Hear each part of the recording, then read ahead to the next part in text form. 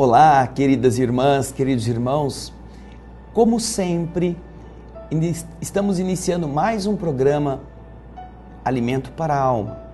E você sabe que o nosso desejo é fazer com que, através destes temas, a sua vida tenha um sentido renovado. Não importa qual seja a sua crença, porque o esforço do universo, para o qual as religiões também cooperam, é o de fazer as pessoas se tornarem melhores. Não é serem adeptas de uma ou de outra crença, é de entenderem que a função de uma vida não é a de abastecer o estômago, vestir a carne, encher o bolso, comprar coisas e esperar a morte fugindo dela. Não, porque isto é inexorável, nós todos vamos voltar. Seria uma tolice considerar que viver tem o objetivo primordial desenvolver coisas finitas, coisas que acabam, quando na verdade, muito mais nobre, o espírito é aquele que desde a sua origem vem progredindo, vem crescendo. Por que Jesus teria vindo ao mundo? Para ensinar as pessoas a comer melhor? Para terem mais dinheiro no bolso? Para arrumarem roupas de melhor padrão? Observe, você já pensou isto? Porque Jesus fez tudo que fez, sofreu tudo que sofreu, se não para ensinar o Espírito a fazer de outra forma. Quando nós então compreendemos que a vida tem uma outra finalidade, nós começamos a admirar a sapiência do universo, da soberana inteligência. E a doutrina espírita, e nisto ela é diferente das demais, ela esclarece estas leis. Ela coloca para nós o entendimento a respeito de como fazer, por que fazer e para que fazer. Naturalmente, quando você não entende estas coisas, o indivíduo fica perdido em um cipoal de interesses, de opiniões adversas, em coisas que chegam a ele para prendê-lo, ao invés de fazer ele andar na estrada. Como se você tivesse que chegar num objetivo programado para aquele seu passeio, e ao invés de você fazer de tudo para chegar no objetivo depressa, você ficasse parando pela estrada, brincando de faz de conta ali no acostamento, perdido nas tolices, esquecendo do objetivo. Quando você compreende as leis do universo, você sabe o objetivo, que é a evolução do espírito, você sabe que tudo foi projetado para que você saísse de um nível e chegasse em outro. E a partir desta compreensão, você caminha pela estrada, mas a estrada não é o objetivo. O objetivo é o destino. A estrada é o caminho que vai levá-lo até lá. Portanto, quanto menos você parar na estrada, mais depressa você chega. Nós falamos no programa passado, e eu espero que você tenha assistido, sobre a escola da violência. E você viu que dentro de casa, por invigilância dos próprios pais, que às vezes acham que amar é encher a barriga dos seus filhos, é comprar bugigangas, é dar a ele conforto, se descuidam do objetivo, do espírito, as crianças acabam com maus exemplos, com entretenimentos terríveis, com coisas que não são positivas. Por isso que, mesmo sem querer, pela invigilância dos educadores, pela invigilância das pessoas responsáveis, nós colocamos o título do programa Escola da Violência, para que nós meditemos, além dos exemplos ruins que às vezes possamos dar em violências verbais, violências físicas, violências morais dentro do ambiente da família, também a invigilância pode produzir nos filhos o acesso a coisas que, na idade inadequada, modelam de forma equivocada aquela criança. Mas o programa de hoje quer falar de uma outra coisa, uma outra escola, aquela que você se comprometeu a criar no seu lar, para que nós falemos da escola da virtude, que é o que a sua casa representa se você estiver atento. Nós queremos lembrar a você daquilo que a doutrina espírita fala em duas questões do Livro dos Espíritos. O Livro dos Espíritos, você está vendo a capa aqui no nosso monitor, é a obra básica que nos explica estas leis, este destino, este objetivo. A primeira questão que fala dessa realidade, escola da virtude, é a questão 383. Nós vamos ler para você a pergunta de Kardec e você vai acompanhar conosco. Kardec, na questão 383, pergunta: qual é, para o espírito, a utilidade de passar pelo estado da infância? O espírito não é infantil, mas ele está num corpo que é infantil por causa da sua precariedade ainda no desenvolvimento cerebral. Os órgãos que vão permiti-lo administrar o seu futuro corpo ainda não estão totalmente formados. Entre eles, o próprio cérebro. Ele vai sendo amadurecido com o passar dos anos. Então os espíritos, perguntados por Kardec, respondem: o espírito encarnado para se aperfeiçoar, olha o objetivo. Aquele ser que na sua casa você tem como seu filho, como seu sobrinho, como seu neto, ele foi encarnado para se aperfeiçoar. Ele não foi encarnado para engordar o corpo, ele não é um porquinho para virar um porcão. Ele não é um bichinho para crescer apenas na pelagem. Não, ele é um espírito que veio ao mundo, sob seus cuidados, para aperfeiçoar-se. Então esse espírito é mais sensível durante este tempo, o tempo da infância, às impressões que recebe e que podem ajudar no seu aperfeiçoamento, para o qual devem contribuir aqueles que estão encarregados da sua educação. Os educadores, não importa qual seja o grau de parentesco, têm uma tarefa com aquelas crianças, com aqueles espíritos, que não apenas o de dar de comer, o de dar de vestir, o de dar de brincar ou de levar na escola. Tem uma função de educar a alma, o aperfeiçoamento cultural, o aperfeiçoamento biológico e o aperfeiçoamento espiritual, entre os quais está o emotivo, o psicológico, o afetivo, aperfeiçoar a criança. Essa é a primeira questão. Há um objetivo. Todos nós, quando renascemos, temos esse objetivo, que vamos procurar por ele até a desencarnação. Essa é a estrada. O objetivo é o aperfeiçoamento. Quando o nosso corpo perecer, como vamos estar espiritualmente? Dependerá inicialmente dos bons exemplos que recebemos na família, porque o nosso espírito carrega consigo toda a sua bagagem de acertos e de erros de outras vidas. Então ele volta com aquelas marcas. Só que como ele é criança, o corpo ainda não está totalmente formado para lhe dar a autonomia, a criança gosta de copiar os adultos. Ela fica nessa dependência. E se ela tem bons exemplos, os bons exemplos dos pais, dos educadores, dos parentes, ou mesmo dos próprios amigos, podem fazer com que aquelas tendências do passado sejam reescritas, sejam apagadas para que uma nova forma de ser se instaure. Veja só como é bonito isto.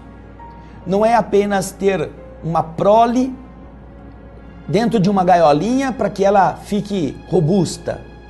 Aquilo não é um corpo, é um ser inteligente. Aí Kardec vai para a questão 582. Esta que eu li é a 383, mas a questão 582 ela ainda é mais contundente. Vamos ao que Kardec pergunta. Pode-se considerar a paternidade como uma missão? É a indagação dessa questão 582. E os espíritos respondem: é, sem dúvida, sem contestação, uma missão, a paternidade, incluída, obviamente, a maternidade. É, ao mesmo tempo que uma missão, um dever muito grande e que compromete o homem mais do que ele pensa com relação à sua responsabilidade quanto ao futuro. A responsabilidade de pais e mães em relação aos seus filhos compromete estes pais muito mais do que ele pensa em relação ao seu futuro.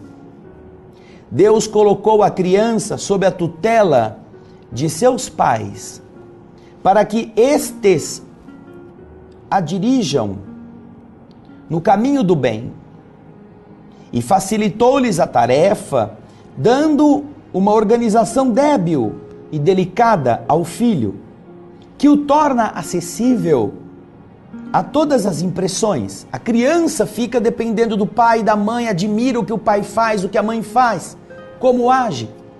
Nós nos lembramos daquelas menininhas que querem já sair andando com o sapato de salto da mãe, porque estão copiando a mãe vaidosa. O filho que quer mexer nas ferramentas, quer mexer na caixa de parafusos, de chaves do pai, porque está imitando o pai. Se vê o pai bebendo, vai imitá-lo beber. Se vê o pai batendo nos outros, xingando, vai também ter a mesma atitude. Entretanto, veja só o que dizem os espíritos. Existem aqueles que se preocupam mais em aprumar as árvores do seu jardim e de fazê-las dar bons frutos, do que em endireitar o caráter de seu filho. Olha só como os espíritos são lúcidos, porque essa é uma realidade até agora, ou a cada dia que passa, mais intensa. Pais e mães que se ocupam mais com a beleza da casa, com a beleza do jardim, com a novidade material, o novo carro, o novo penteado, do que com o endireitar o caráter do seu filho, ou conhecer os problemas da criança para reajustá-la nesta fase positiva, nessa fase profícua, em que o espírito está receptivo. Se este filho sucumbir por culpa dos pais, estes suportarão a dor e os sofrimentos do filho na vida futura recairão sobre eles, pois não terão feito o que deles dependia para o seu adiantamento no caminho do bem. O sofrimento do filho pelo descuido dos pais é uma responsabilidade dos pais. Seja nesta vida, seja na vida futura, quando nós não educamos, aquilo que acontece com eles passa a ser responsabilidade do mau educador. Porque o mau educador, tanto quanto o bom, produzem o fruto adequado à sua capacidade. Se são desleixados, se são preguiçosos, se são omissos, o fruto não é bom. E então, eles são vistos como maus educadores. E eles são responsáveis por isto. Daí, querida irmã, querido irmão, você olhar para a sua família como um ambiente, não importa se é suntuoso ou é muito simples, mas onde ali a escola não pode ser a da violência. A escola precisa ser a da virtude. E você, como pai e mãe, receberam de Deus os valores para cultivar nos seus filhos boas coisas. Aperfeiçoamento, levá-los na direção do bem. E o bem não pode ser este que nós estamos vendo e que nós já vimos na escola da violência, o entretenimento sem equilíbrio, a violência das conquistas da matéria, a competição desmedida, a falta de espiritualidade. Há pais que ensinam palavrões para o seu filho antes que eles aprendam a rezar. antes de lhes ensinar bons valores. Há pais que levam os seus filhos em ambientes que não são adequados, não são salubres nem para os adultos, para que as crianças já comecem a se perverter nas violências dos campos de futebol, das torcidas, da gritaria, da agitação, do xingamento, como se aquilo fosse bonito. Estão preparados para serem responsáveis pelo malogro daquela alma? Ah, mas ele está gordinho. Você foi um excelente abastecedor de comida. Mas e os bons exemplos? Ele aprendeu? Ele chegou ao objetivo? Ou você ficou brincando com ele pelas pedrinhas do caminho? Você ficou empenhado em divertir-se ao invés de levá-lo ao objetivo ou colocá-lo no caminho? Daí ser o lar a escola da virtude. E para tanto, pais e mães precisam cultivar virtudes. Os membros dessa organização estão unidos no mesmo objetivo. E todos são responsáveis uns pelos outros. É preciso então voltar a pensar naquele negócio que antigamente a gente aprendia na escola, além de aprender em casa, valores. Valores que você defende e que por causa disto você tem que dar exemplo. Valores de honradez, de bondade, de correção, de integridade. São valores que a criança aprende olhando você. Como o pintinho aprende a ciscar com a galinha que cisca para mostrar como come, a criança também aprende com os adultos, com quem convive. Podem ser pais, mães ou parentes. Não importa, ela aprende. Podem ser professores, só que o professor fica com a criança pouco tempo. Por quê? Porque a função dele é dar cultura, educação, não é de formar o caráter. Mas hoje, pais estão empurrando os filhos para a escola porque querem que as professoras sejam as mães e os pais deles. Por irresponsabilidade, por preguiça até. Não é só porque tem que ganhar dinheiro para sustentar a família, não. É porque tem ambições e usam os filhos como desculpa. Não, é que eu tenho que dar para o meu filho, mas pergunte se seu filho quer isso ou quer você, ou quer a sua companhia. A escola da virtude significa eleições que nós fazemos e assumimos a responsabilidade das nossas escolhas. Teremos menos valores, menos recursos, seremos mais pobres. Talvez. Mas nossos filhos terão exemplo. E quando, mesmo que eles não compreendam na infância, quando chegar a hora certa, aquilo que você fez vai fazer com que eles te reverenciem, seus filhos. Com que o universo reverencie o seu esforço. Com que os espíritos possam conduzir você a ver, por fim, o sucesso de todo o seu esforço. Não importa se o filho é relapso, apesar do seu exemplo. Se é arredio, apesar da sua vontade de colocá-lo no bom caminho. Não importa, você precisa dar-lhe a virtude naquilo que você faz. E quando chegar a hora, Deus vai conduzir aquele rapaz que cresceu, aquela moça que se tornou mulher, a entender o que você tinha semeado nele. Mas se não tiver a semente, como que ela vai brotar? Se pais e mães, educadores de qualquer tipo, não colocaram o esforço, não deram o exemplo, como que aquela criança vai poder, no momento adequado, eclodir de dentro para fora virtudes que ela não conhece? Por isso, pense nisso.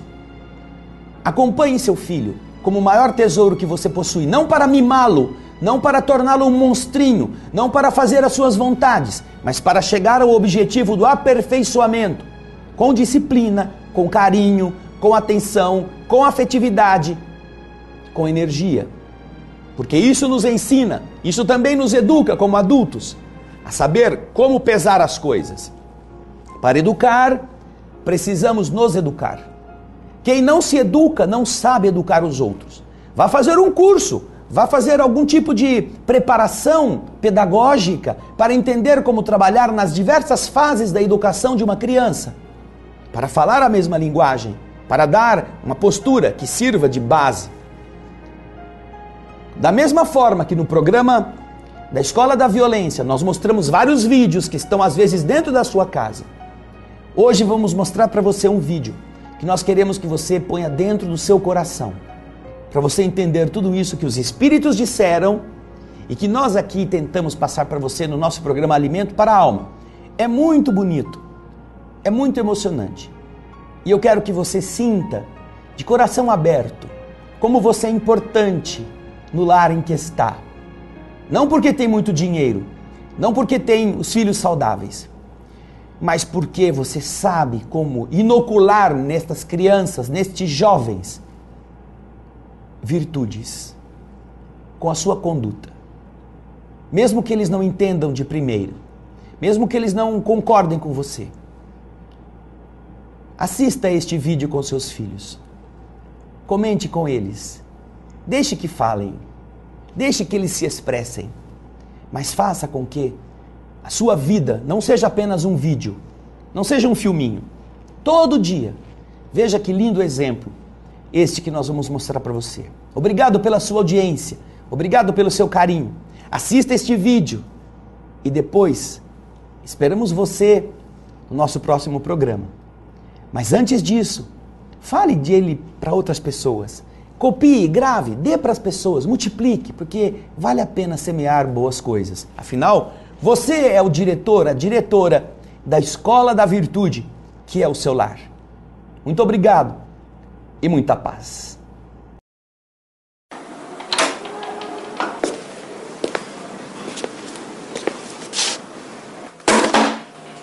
I didn't like my father. Karongguni.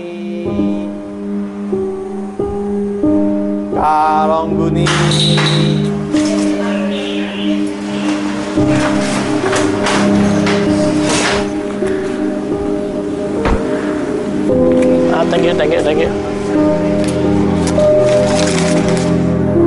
He was poor and unsuccessful. Despite working harder than all my friends' fathers, I didn't think he was very smart.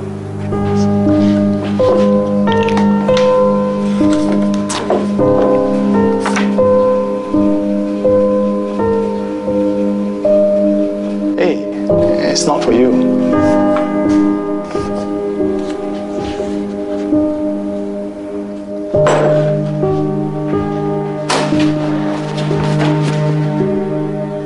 I've never seen him as an inspiration. Hey, what? We are late for school. Oh yeah, school. Sorry, I heard. Oh, here's your pocket money. Here's a bit of extra. Time to pay your taxes.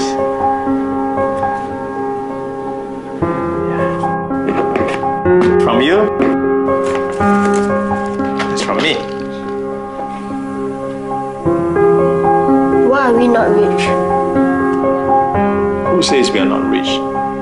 Being rich is not about how much you have, but how much you give. And somehow, when you give, you'll be happier. I wasn't happy. I didn't want to be poor like my father when I grew up.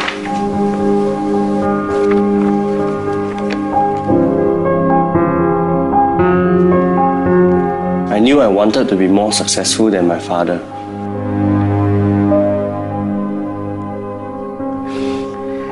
Call me when you need more money.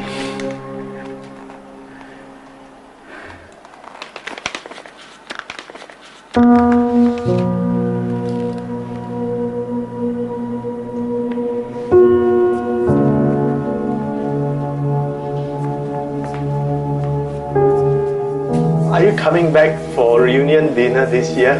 No, I'm not coming home this year. Yeah, a new job here. Maybe after New Year, we'll see. Yeah, I'm really busy now. Okay, bye.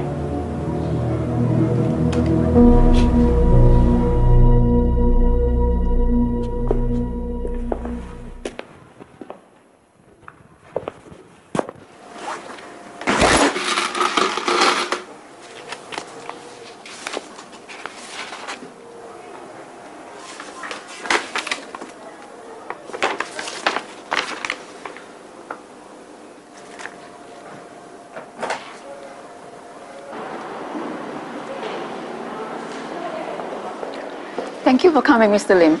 I found this letter saying that I've been donating money to the community chest. There must be a mistake. I'll explain later. There's someone who would like to meet you. Come with me.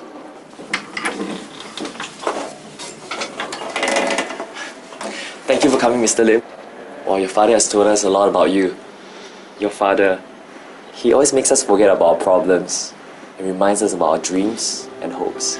But the kids here, they all missed him, and he's the only one who can bring a smile on their faces. And I remember there's this boy. He was really depressed and he didn't go to school. Basically, he's given up on life. But your father, he read to this boy regularly. This boy has now grown up to be a really useful person. Your father could have retired comfortably, but he chose to continue working so he can help even more people. He was a selfless man. It's just that he didn't tell anyone about his sickness.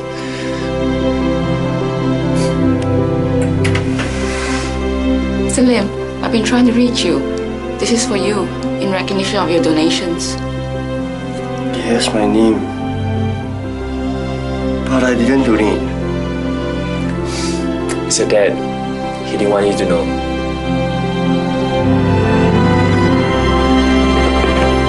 It's from you. It's from me.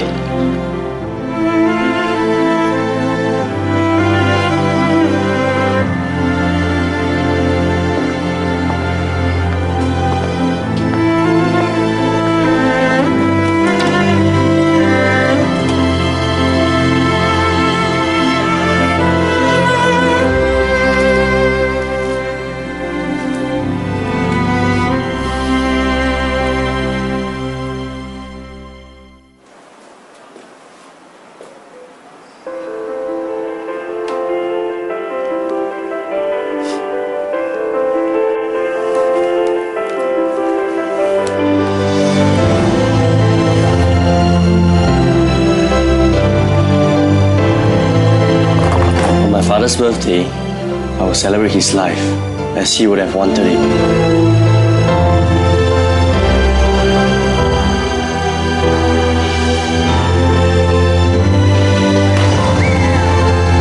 I could almost hear him say, Being rich is not about how much you have, but about how much you can give.